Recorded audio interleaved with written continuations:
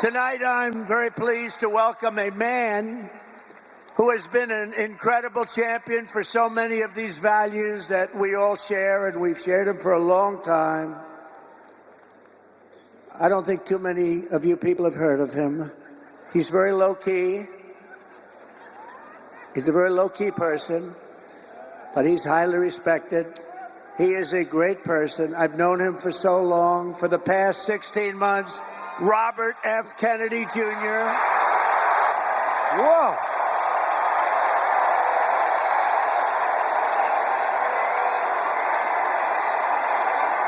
And he deserves it. He deserves it.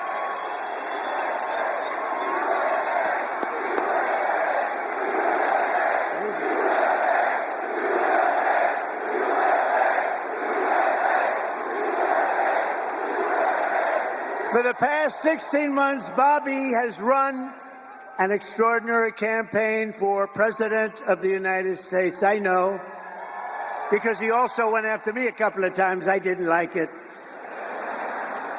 And I mean this sincerely. Had he been allowed to enter the Democrat primary, he would have easily beaten Joe Biden, but they wouldn't let him in. They put up rules. I've never seen rules like he had to have 65% of the vote in order to run, you know, little things like that. His candidacy has inspired millions and millions of Americans, raised critical issues that have been too long ignored in this country, and brought together people from across the political spectrum in a positive campaign grounded in the American values of his father, Robert Kennedy, a great man, and his uncle, President John F. Kennedy. And I know that they are looking down right now, and they are very, very proud of Bobby. I'm proud of Bobby. You want to know the truth?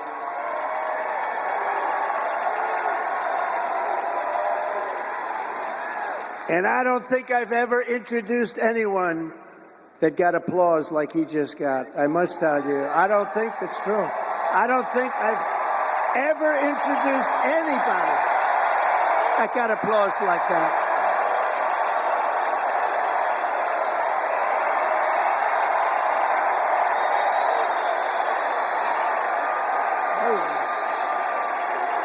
Amazing. It's true.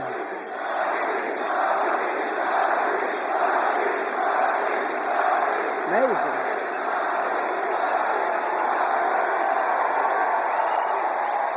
Soon after I can't even believe I have to say this, nearly assassinated in Pennsylvania last month, Bobby called me to express his best wishes. He knows firsthand the risks incurred by leaders who stand up to the corrupt political establishment. When you stand up, you bring on some trouble for yourself, but you have to do what's right. You have to do what's right for the country. I will tell you, we are both in this to do what's right for the country. That's one thing I can tell you. He lost his father and uncle in service to our country, and Bobby himself was subject to repeated threats to his safety during the course of his campaign, while being denied protection by the Harris-Biden administration. And this is a tribute in honor of Bobby. I am announcing tonight that upon my election, I will establish a new independent presidential commission on assassination attempts. And they will be tasked with releasing all of the remaining documents pertaining to the assassination of President John F. Kennedy.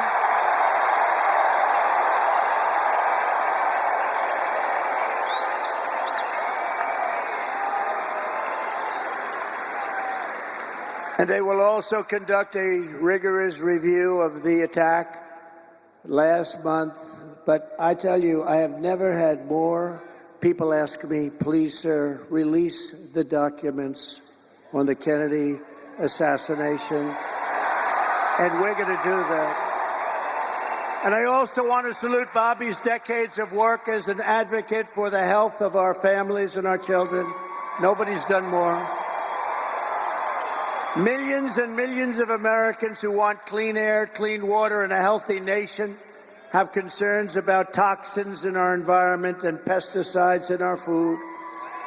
That's why today I'm repeating my pledge to establish a panel of top experts working with Bobby to investigate what is causing the decades-long increase in chronic health problems and childhood diseases,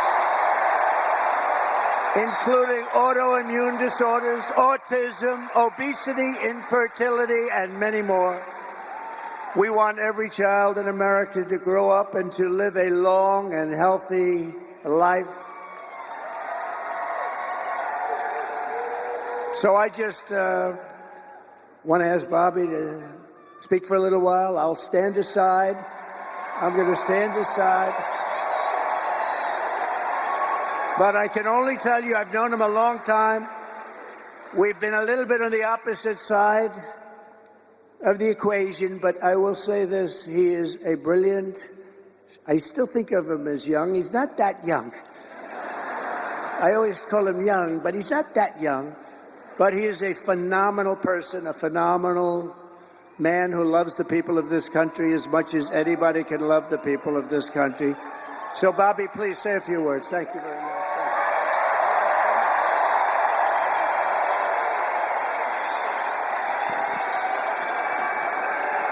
Thank you. Thank you, President Trump.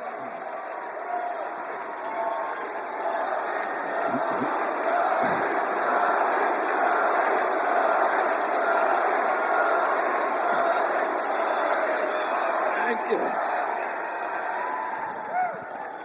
Now, a few hours after the assassination attempt at Butler, I got a call from a safe food advocate named Kelly Means, who's been fighting for many years to try to end the corruption at CDC and FDA and USDA. And these institutions, these regulatory agencies, are actually run by the big food processing companies, the big ag and the chemical companies that they're supposed to regulate. And he said to me that he'd been advising me for many years and on my campaign. And he told me that night that he was also advising President Trump. And he asked if I would talk to President Trump. And I said, of course. And about a few minutes later, I got a call from the president. And we talked. We had a very good talk.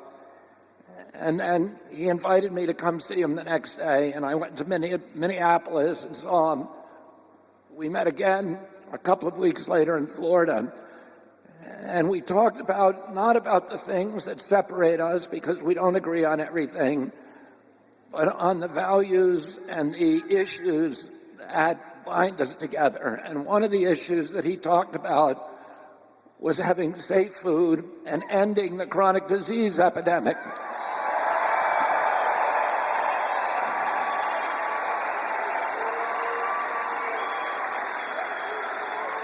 Our children are now the unhealthiest, sickest children in the world. Don't you want healthy children? And don't you want the chemicals out of our food? And don't you want the regulatory agencies to be free from corporate corruption? And that's what President Trump told me that he wanted. He also told me that he wanted to end the grip of the neocons on U.S. foreign policy.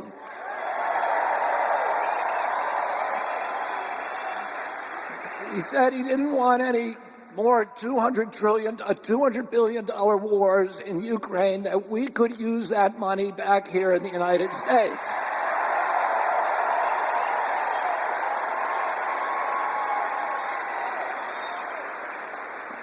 And the best way to build a safe America is to rebuild our industrial base and rebuild the middle class in this country. And don't you want a president who's going to get us out of the wars and who's going to rebuild the middle class in this country?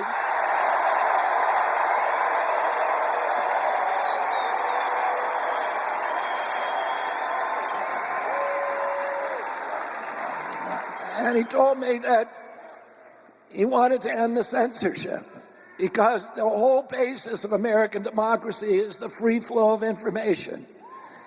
And we know that a government that can silence its opponents has license for any kind of atrocity. And can you think of any time that you can look back in history and say that the people who were censoring were the good guys? They're always the bad guys, because it's always the first step down that slippery slope to totalitarianism.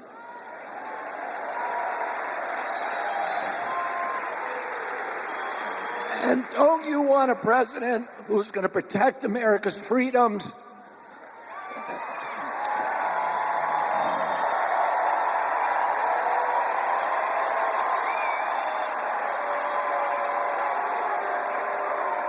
And who is going to protect us against totalitarianism?